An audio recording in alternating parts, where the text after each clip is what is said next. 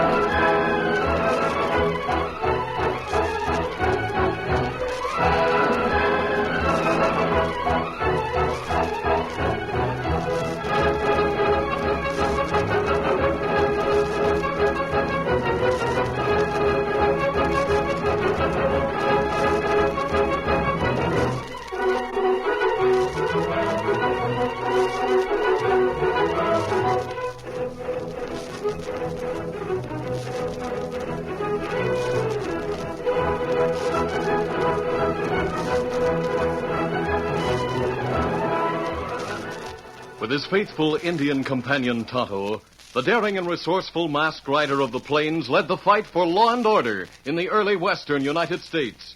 Nowhere in the pages of history can one find a greater champion of justice. Return with us now to those thrilling days of yesteryear. From out of the past come the thundering hoofbeats of the great horse Silver. The Lone Ranger rides again. Come on, Silver. Let's go, big fellow. Hi-yo, Silver. Hi!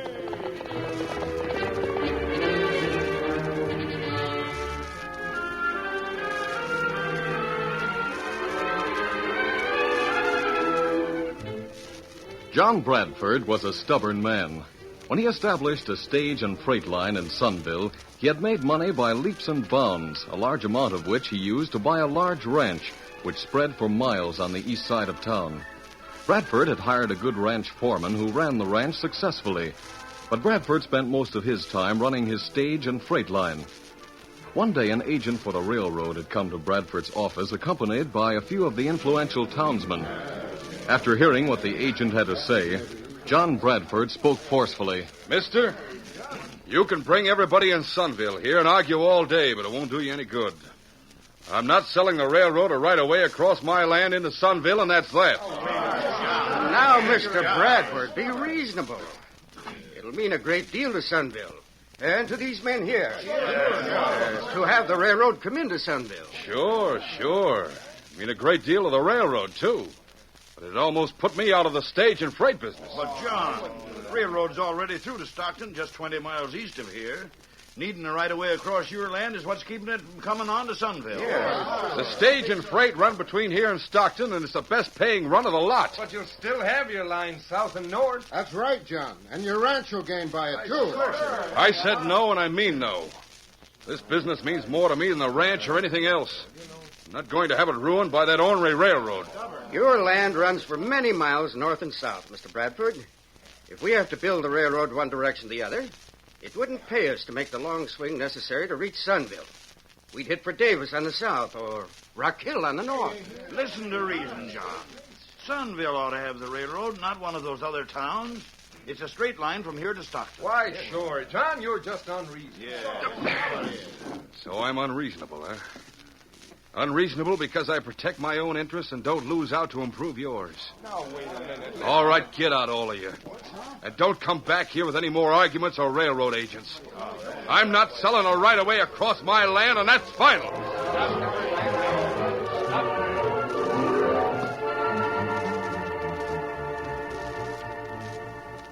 That afternoon, Tonto, Indian companion to the Lone Ranger, returned to their camp in the hills outside of Sunville after a trip to town. Oh, Scout. Oh, fella. Easy, Scout.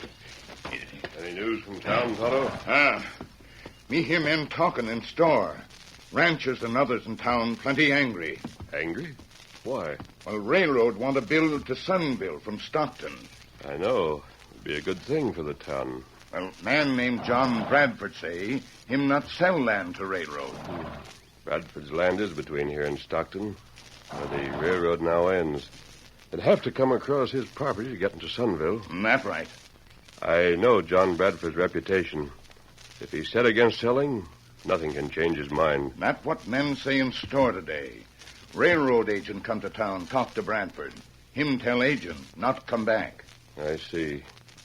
It's too bad Bradford's so stubborn. As a big rancher, he'd eventually profit by having the railroad come through here, just as the others would. Of course, at first he'd lose money on his freight line. That's right. Me hear men say that. Well, unless something out of the ordinary makes Bradford see things differently, I guess Sunville will lose out. Let's get supper, Tonto. I'm hungry.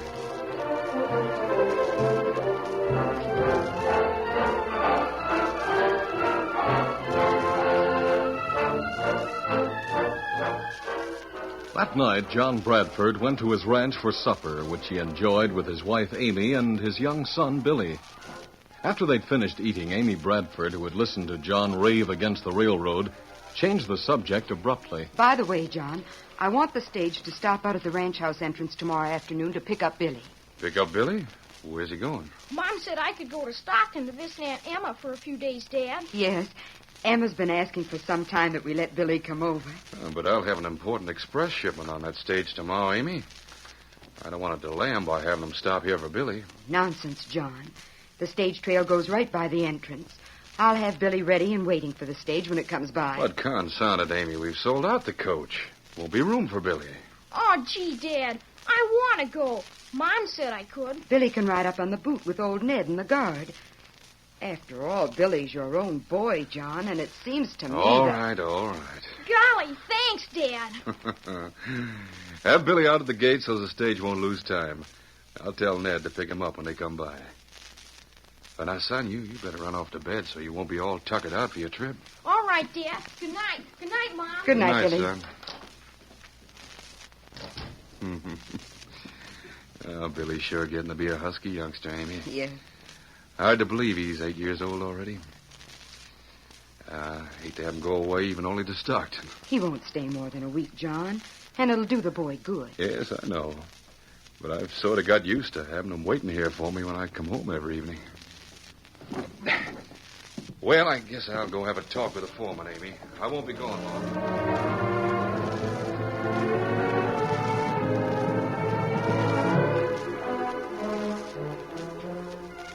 The following morning, the Lone Ranger and Tonto rode leisurely along the trail that led in the direction of town. Why we go toward town, Kemosabe? We'll ride around the outskirts of town, Tonto. Go further eastward. I want to look over the land that the railroad wants as a right-of-way. It maybe want to buy a trail across Bradford spread. Yes, that would be logical. Stage trail cuts across in a fairly straight course. Or maybe you think of something to make Bradford change mind, huh? No, I haven't. I want to look it over, that's all. Perhaps I'll think of a good argument in favor of the railroad before we get back. I hate to see Sunville lose out just because of one man's stubbornness. Come on, Silver. Get him up, Scout.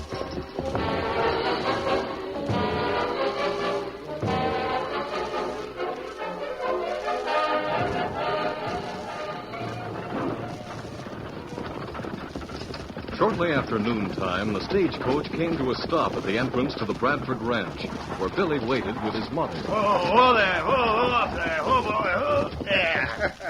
Well, the kid's ready and waiting like the boss said he would be. Yeah. Hi, Billy. Hello. Dad said I could ride up there with you. That's right. Give me your hand, and I'll help you climb up here on the boot. Billy, you be careful. Ned, make him hold on tight. Don't you worry, ma'am. We'll watch out for him. Billy can sit between us up here. Here I come. All right. There you are. Sit between us and hold on. Golly, this'll be fun. Be a good boy, Billy, and mind Aunt Emma. I will, Mom. Goodbye. Goodbye. Ready to go, Billy? Gosh, yes. Adios, ma'am. Goodbye, man. Goodbye. Come on.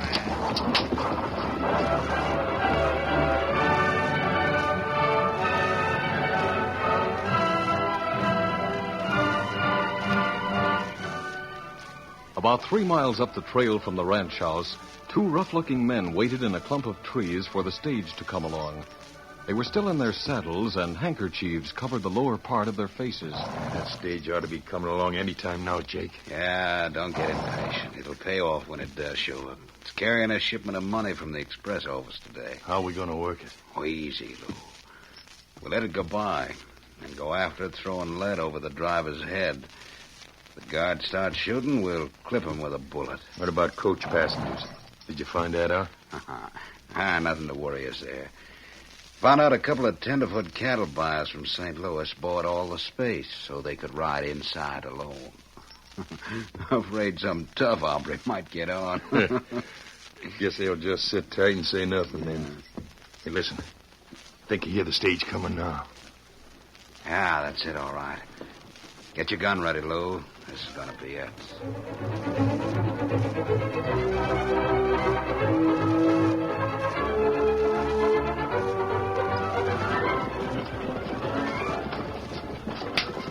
Come on, there. Get going. Get at that. Golly, this sure is fun, Ned. Yep, yes, it is. Ain't every boy can get to ride on the boot of a stagecoach, Billy. Yeah, it's kind of rough riding, but you're safe enough sitting between Ned and me. Oh, I don't think it's rough at all. Oh, not much, anyway. Well, that bumple's enough to throw you if you weren't sitting tight.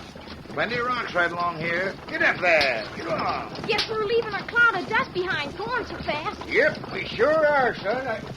Holy mackerel, Ned. There's a couple of hombres that look like outlaws coming up behind us. It is outlaws. Get up there. Get up. Get on. Hang on, Billy. I'm going to turn around and give him some lead. Mister, maybe this time. Oh! Ned, they shot the guard. He's falling back of the seat. Sit down, Billy. These bumps. Sit down before you... Billy, he fell off the stage. I gotta stop now. I gotta stop. Whoa there. Whoa.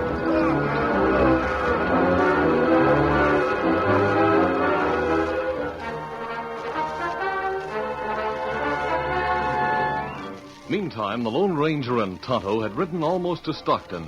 Then they had turned around and followed the trail back toward Sunville. They were approaching a bend in the trail when they heard shots up ahead. Tonto, those shots came from up around the bend. That right. Stage may be in trouble. Let's hurry. One, two, The months count. Racing along the trail, the Lone Ranger and Tonto rounded the bend in time to see the stage stopping, and 2 men with their faces partly covered alongside the stage with drawn guns. Outlaws, Tonto, 2 of them, holding up the stage. Draw your guns. Them seals, Kimasabi.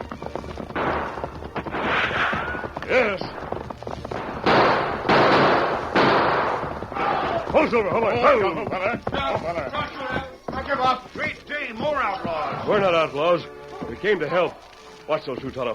Me With doing. the mask. Forget the mask. Anyone hurt? The guard got wounded. He's up there. The boy fell off the boot. I gotta get him. Boy, Billy Bradford. He stood up and we hit a bump. He must be lying alongside a bush or boulder back a bit. I'll go find out. Come on, Silver. You go along there. There he is near that sagebrush. Whoa, Silver. Whoa, easy. Steady, big fella.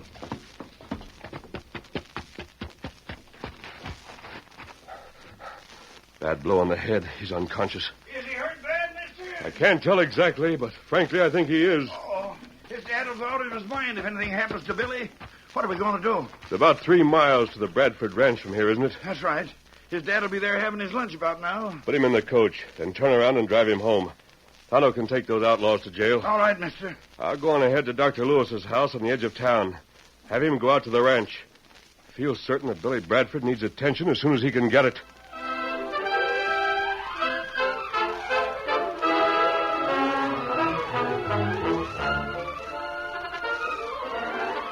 The curtain falls on the first act of our Lone Ranger story.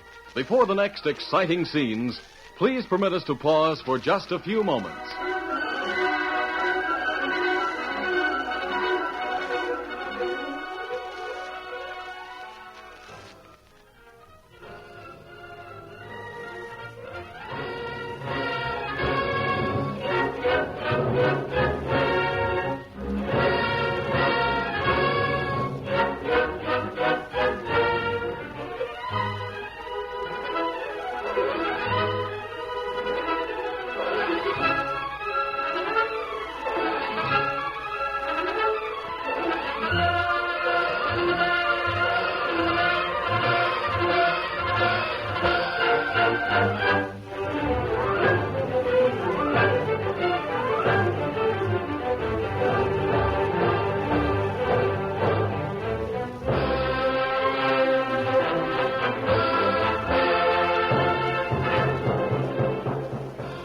to continue our story.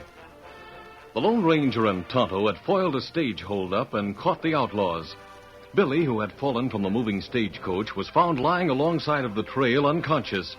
Realizing that the boy was badly injured, the Lone Ranger told Ned, the driver, to take the boy and the stagecoach to his father's ranch 3 miles back. Then, leaving Tonto to take the 2 outlaws to jail, the Lone Ranger set out on a shortcut to the doctor's house at the edge of town. It was a short time later when Mrs. Bradford called from the front window to her husband, who was preparing to leave for his office in town. John, something's happened.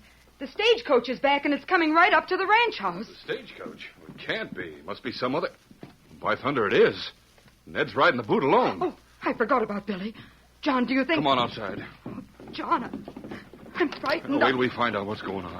Whoa. Ned, what's happened? Come on, Amy. All right, John. Hold up. But they didn't get anything. Then why did you turn back? Where's the guard? He's inside, wounded, but not bad. Ned, where's Billy? Yes, Billy. Where is he? In the coach on the seat. He got excited when the guard got wounded, and he stood up and fell off and got hurt. Billy hurt? Oh, my boy. Quick, John, get him out. Here's your boy, boss. I held his head in my lap. I got wounded in the shoulder, but the Indian bandaged it before we left. We've had the fright of our lives, Mr. Bradford. The railroad coming to Sunville, this wouldn't have happened. Shut up, both of you. You can walk to Stockton for all I care. Is Billy hurt bad? Yeah, he's unconscious. Please, John, get him into the house. Let me lift him out. I got him. Come along inside, Ned. Yes, sir.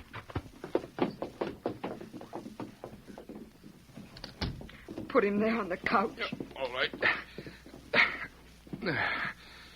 You poor little fella. Billy. How did this happen, Ned? Like I told you, a holdup. Then Billy fell off. And right after that, a masked man and an Indian come riding in fast, shooting, and they caught the 2 outlaws. A masked man? Yeah. Don't savvy it any more than you do. But he sure wasn't an outlaw. He went to get Doc Lewis. Said Billy looked like he was hurt bad. Oh, John. Oh, take it easy, Amy. The doc will come soon. It isn't far. Then we'll know what's what. But suppose that masked man doesn't go for Dr. Lewis. I got a feeling he will, ma'am. He was quite anxious about little Billy. And don't forget, he saved the money shipment we're carrying. Say, that sounds like that masked hombre now. Well, I'll see. Ned told me about you, mister. Where's Doc Lewis? In Lancaster, 30 miles east of Stockton. And there's no other doctor available. Oh, John, what are we going to do now? The only thing to do is to get Dr. Lewis. But, man alive, it's 20 miles to Stockton alone. That's 50 miles going one way. My boy may die before we could ever get the doctor here. I'll go for Dr. Lewis, Bradford, and I'll make as fast time as possible. Now, look, I have a fast stallion, too. I'm going with you, mister. I'd go crazy waiting here. I'll do all I can for Billy while you're gone. All right, Bradford.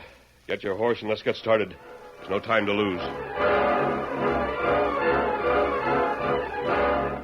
Bradford's horse was already saddled, and in a few minutes the 2 men were riding at breakneck speed toward Stockton. Run through there! Get up there! Get up, fella! The 2 men rode at a furious pace. Later that afternoon, as they approached the town of Stockton, the sky darkened, and a storm of great intensity broke upon them. Easy, Silver. Easy, boy. Steady. We're getting into Stockton, but with this storm, we can't push on to Lancaster, mister. The Pecos River's between here and there. We'd never be able to ford it. We won't have to push on, Bradford. What do you mean? Telegraph has followed the railroad this far. We'll telegraph to Lancaster, and Dr. Lewis can take the next train to Stockton. We'll wait for him to arrive here. You mean that could really be done? Yes, of course. Go right to the station and send the telegram. We're entering Stockton now. Run through there! Get up there!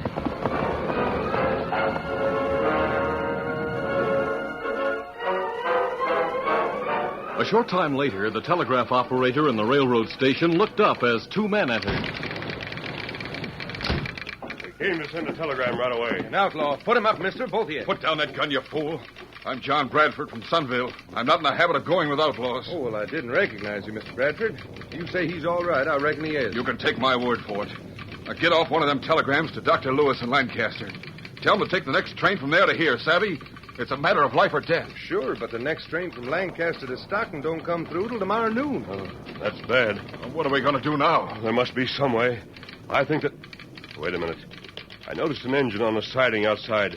Seemed to have steam up. Yes, sir, that's the work engine. Crew's over getting something to eat. They'll head back to Lancaster after they pick up some empty flats, and then it comes back here loaded tomorrow. Bradford, that's the answer. I don't savvy. That engine. We can make the run inside of 3 hours over to Lancaster and back, bringing Dr. Lewis. You mean where to go in that engine? Yes. Come on before the crew gets back there. Now, see here, you can't do that. We can and we will. A life is at stake. How about it, Bradford? Can you fire an engine? By thunder, if you can run it, I'll fire it. Let's go. Come on. No, wait, you can't do it, I tell you.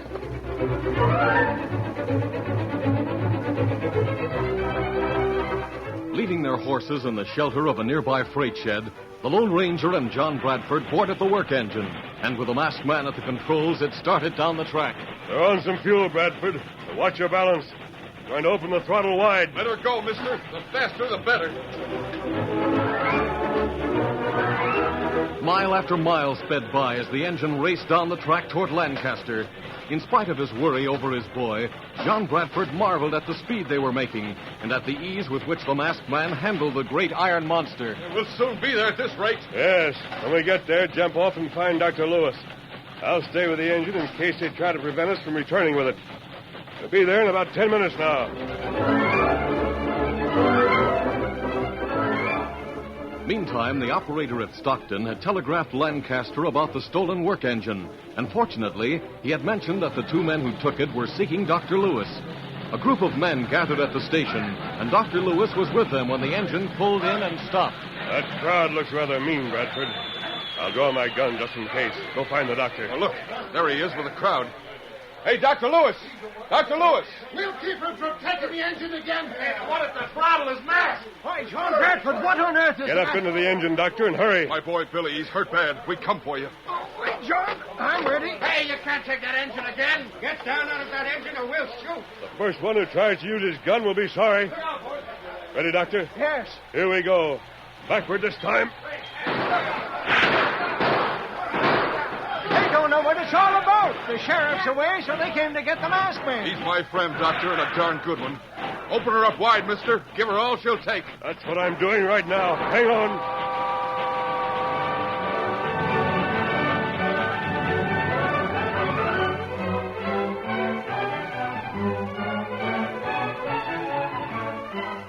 The return trip to Stockton was made in record time. The Lone Ranger stopped the engine just outside of town, and while the doctor went to get a horse at the livery stable, he and Bradford got Silver and the other stallion from the freight shed.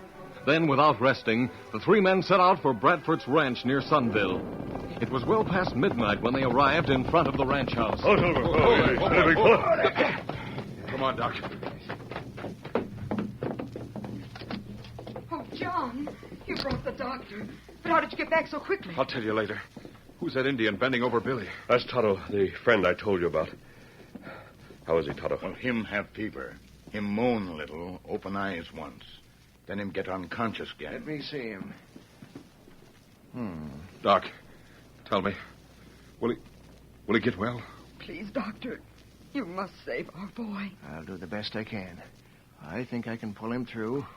But if I had been a few hours later... Do all you can, Doctor. If I can help, let me know. I think you will be able to help, mister. Seems to be a slight pressure on the brain. I'll have to operate to relieve it. My poor boy. Easy, Amy. Easy. I know Dr. Lewis will do his best for Billy. We'll need plenty of hot water. That'll give you something to do, Mrs. Bradford. Yes. Yes, I'll get it right away, doctor. You'd better come to the kitchen with me, John. Yes, I guess I'd better. Do you really think the boy has a chance, Doctor? Yes, he has a chance. But the chances would have been better if I'd arrived sooner. Guess it's lucky you got me here when you did, though. Now, if you will, you can help me prepare the boy for the operation. Right.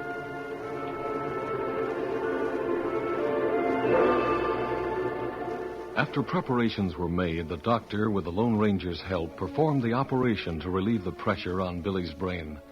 The calm steadiness of the masked man won the admiration of the doctor and increased the respect that John Bradford already had for his newfound friend. All during the night, Dr. Lewis attended Billy as Bradford and his wife hovered in the background, hoping for the best. Dawn had broken when Billy finally opened his eyes and looked around him. Mom, Dad. Billy. Billy, my boy. I'm here, son. That masked man. Is he one of the outlaws? No, son. He's not an outlaw. He helped save your life. Golly. He'll be all right now, John. Oh, thank heaven.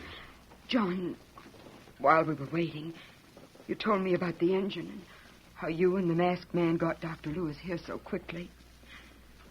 I was thinking, What were you thinking, Amy? if it hadn't been for that railroad... Yes, that's right. We couldn't have made it. I've been thinking, too. I'm going to send for that railroad agent and tell him I'll sell them the right-of-way they want. Oh, I'm so glad. That's a wise decision, Bradford. Well, Toto and I have done all we can. We'll drop by again to see Billy. Come along, Toto. Oh, before you go, mister. Yes? If there's anything I can ever do for you, I want you to know... Thanks. Thanks, Bradford. Giving that land for the right-of-way is payment enough. Adios. Adios. Goodbye. There goes a very strange man. I've never met anyone quite like him before. Nope, I guess not. Because there aren't any others like him, Doc. I've seen him be tough. I've seen him be forceful. Then I've seen him be kind and gentle here with Billy during the night. And what's more, he's always doing and thinking for others. He wanted the people in town to have that railroad. He's wonderful, John. Wonderful. Dad, who is that masked man? Do you know? Son, all I can tell you is that he's one of the finest hombres in the West. And he's called the Lone Ranger.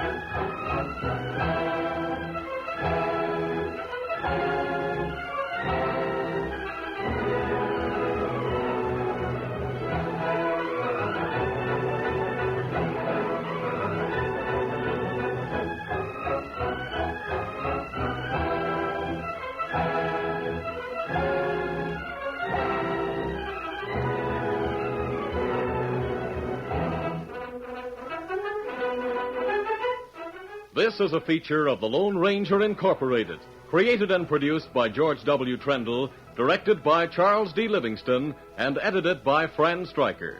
The part of the Lone Ranger is played by Brace Beamer.